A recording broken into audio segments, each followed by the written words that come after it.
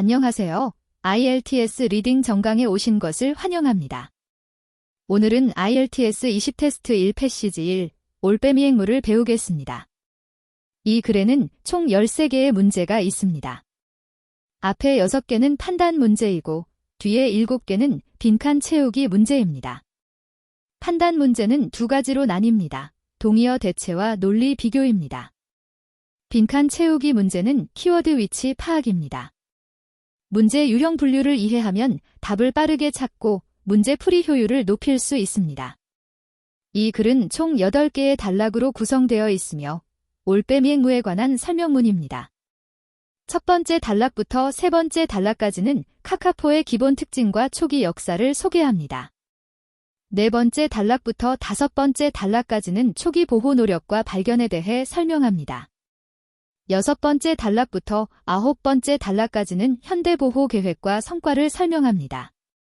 판단 문제는 주로 첫 번째에서 세 번째 단락에 분포되어 있고 빈칸 채우기 문제는 첫 번째, 세 번째, 다섯 번째, 일곱 번째, 여덟 번째 단락에 분포되어 있습니다. 1번 문제를 봅시다. 문제에는 다른 앵무새들도 카카포처럼 날지 못한다고 나와 있습니다. 핵심 단서 단어는 다른 앵무새와 날지 못한다입니다. 첫 번째 단락으로 이동하여 스캔하여 읽는 앵커 단어는 유일하게 날지 못하는 앵무새입니다.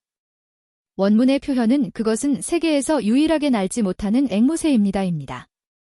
문제 지문에는 다른 앵무새는 날지 못한다고 되어 있지만 원문에는 명확히 유일하다고 되어 있어 둘은 직접적으로 모순된다. 이는 반의어 대체이다. 따라서 1번 문제의 답은 불일치입니다. 2번 문제를 봅시다. 성체 올빼미 행무는 매년 번식합니다. 비디오를 일시 중지하고 먼저 스스로 판단하세요. 문제의 핵심 단서 단어는 매년과 번식입니다. 두 번째 단락으로 이동하여 스캔하여 읽는 앵커 단어는 번식과 연도입니다. 원문 용어는 먹이가 풍부한 해에만 번식한다입니다. 문제에서 매년이라고 말하지만 원문에서는 식량이 충분한 해에만이라고 말하며 이는 반의어 대체로 직접적인 모순입니다. 따라서 이 번문제의 답은 불일치입니다. 3번 문제를 봅시다. 성체 수컷 카카포는 암컷에게 먹이를 둥지로 가져옵니다. 일시 중지하고 옳고 그름을 판단하세요. 핵심 단서 단어, 수컷, 음식을 가지고 둥지로 돌아와 암컷에게 준다. 두 번째 단락으로 이동하여 남성 캐릭터에 대한 설명을 찾으십시오. 원문 용어는 수컷은 알품기나 새끼 기르기에 참여하지 않는다. 오직 암컷만이 혼자서 알을 품고 새끼에게 먹이를 준다.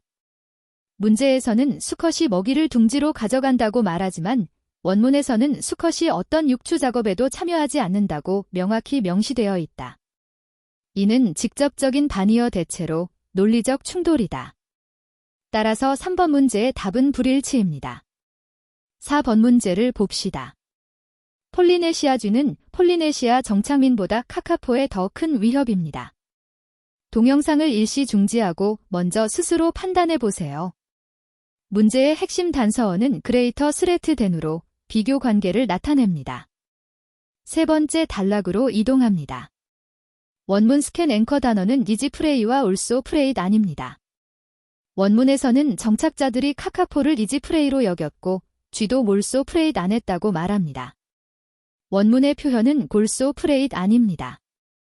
원문에서는 둘 다 위협이라는 점만 언급했을 뿐 어느 위협이 더 큰지 비교하지 않았습니다. 문제의 그레이터는 원문에 없는 비교로 근거 없는 주장입니다. 참고 이것은 오류도 아닙니다. 원문이 두 위협이 동일하다고 말하지 않았기 때문에 단지 비교 정보가 부족할 뿐입니다. 따라서 4번 문제의 답은 알 수 없음입니다. 5번 문제를 봅시다. 카카포가 라키우라 섬에서 다른 곳으로 옮겨진 이유는 들고양이의 위협에 직면했기 때문입니다. 문제 핵심 단서 단어는 이전과 야생고양이 위협입니다. 여섯 번째 단락으로 이동하여 스캐널 앵커 단어는 야생고양이 포식과 대피입니다. 원문 용어는 들고양이의 포식으로 인해 개체수가 감소하여 생존 개체군이 세계의 섬보호구역으로 대피되었다.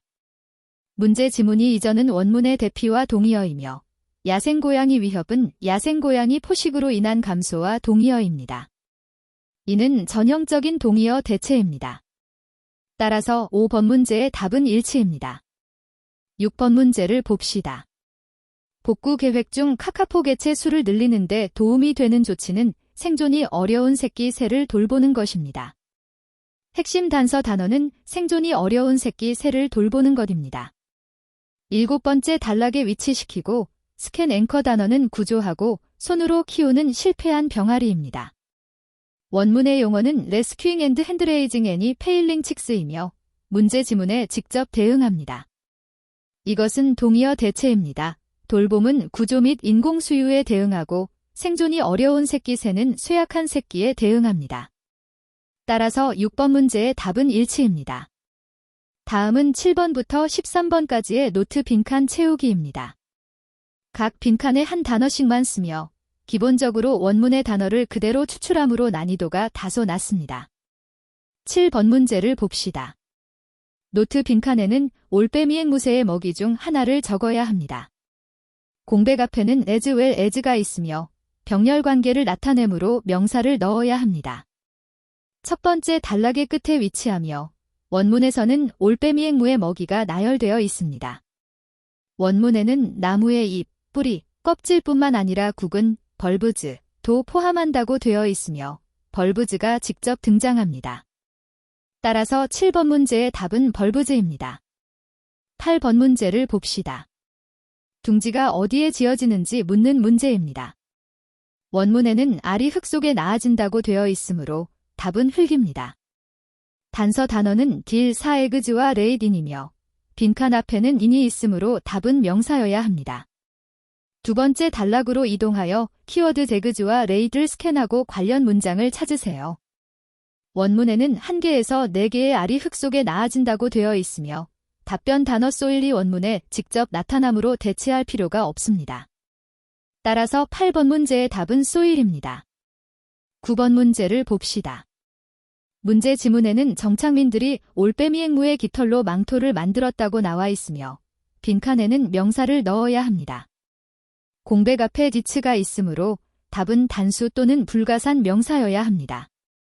세 번째 단락으로 이동하여 본 만들기와 관련된 단어를 찾으세요. 원문에서 used its feathers to make soft cloths라고 말하며 feathers가 정답입니다. 이는 원문에서 직접 주어진 단어로 대체할 필요가 없습니다. 따라서 9번 문제의 답은 feathers입니다. 10번 문제를 보세요. 빈칸 앞에는 디어가 있습니다. 도입된 종 하나를 채워야 합니다. 키워드는 introduced species와 디어입니다. 공백은 단수 명사임에 주의하세요.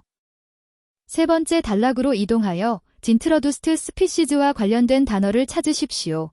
원문에서는 introduced species such as deer라고 말하며 디어가 여기에 직접 나타납니다. 따라서 10번 문제의 답은 디어입니다. 11번 문제를 보겠습니다.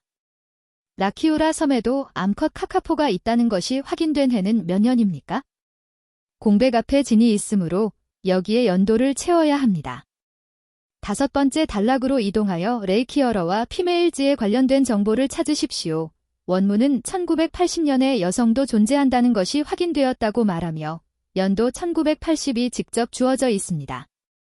따라서 11번 문제의 답은 1980입니다. 12번 문제를 봅시다. 문제 지문에 1996년에 새로운 복구 계획이 시작되어 더 많은 자금을 확보했다고 나와 있습니다. 단서 단어는 higher amount of이며 뒤에는 명사를 넣어야 합니다. 7번째 단락으로 이동하여 higher amount of 근처의 내용을 스캔하세요.